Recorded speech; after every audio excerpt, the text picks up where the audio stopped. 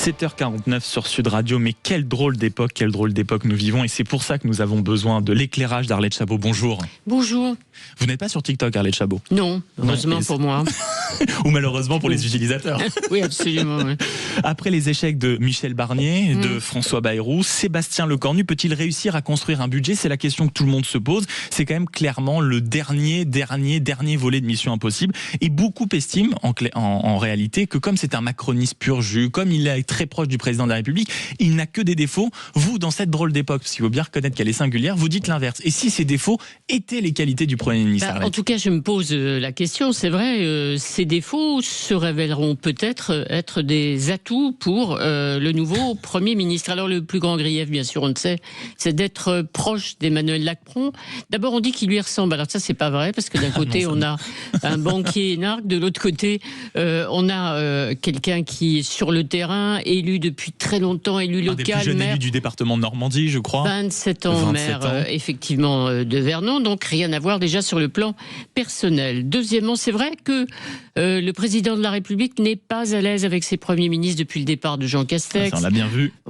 Pas de point commun avec Elisabeth Borne. Gabriel Attal lui a échappé. Les vétérans Michel Barnier et François Bayrou, forts de leur expérience, ont voulu souvent agir seuls. En vrai Premier ministre, c'est assez logique. Alors donc, on peut dire que la fidélité, la loyauté sans faille de Sébastien Lecornu encouragera peut-être le président à lui laisser plus de marge de manœuvre, à l'écouter même, peut-être, sait-on jamais.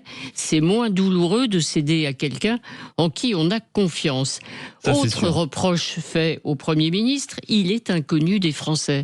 Il prône l'humilité, la sobriété. C'est vrai, il ne s'est pas précipité dans les médias pour parler. C'est plutôt d'ailleurs, dit-on, un taiseux. On l'a vu. S'il est inconnu après avoir été ministre depuis 2017, c'est parce qu'il est... sa parole, comme on dit diplomatiquement. Voilà.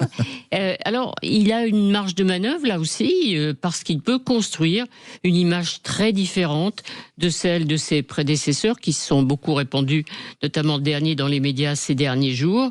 Et puis, par son comportement, cette modestie, peut-être se rapprocher aussi des Français. Alors, est-il impossible pour lui de trouver une voie de passage avec les socialistes? C'est ça le plus important aujourd'hui. Et pour obtenir une non-censure, ce sera compliqué. Il n'y aura pas de retour sur la politique de l'offre si chère à Emmanuel Macron.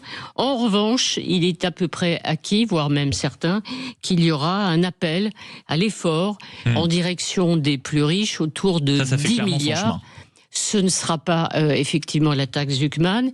Il peut aussi imaginer sur le problème des retraites, reprendre lui-même les mesures sur la pénibilité qui avaient été retoquées par le MEDEF et fait capoter le fameux conclave de François Bayrou. Et il n'y en aura pas d'autres. Ça y est, plus personne n'est naïf. Il n'y en aura pas pour la bonne raison déjà que la CFDT ne veut plus jouer le jeu. Voilà. Donc au bout du compte, il y a une voie de passage, un petit chemin. Il est étroit, mais il peut le trouver. Il peut le trouver. Et quand même un mot, parce que hier, Marine Le Pen était aux 20h de TF1 pour sortir un peu du silence et j'imagine donner des lignes un peu claires à ses troupes. Le RN rencontrera forcément à un moment Sébastien Lecornu, mais sa position, clairement, on n'a pas très bien compris. La rupture avec Emmanuel Macron, c'est quand même la petite brèche dans laquelle il doit s'engouffrer si jamais il veut prendre la main de Marine Le Pen. Sauf qu'au fond, je dirais moi qu'à l'inverse de ses deux derniers prédécesseurs qui est toujours compté ou espéré une certaine mansuétude du Rassemblement national, il a compris que c'est fini aujourd'hui. Le Rassemblement national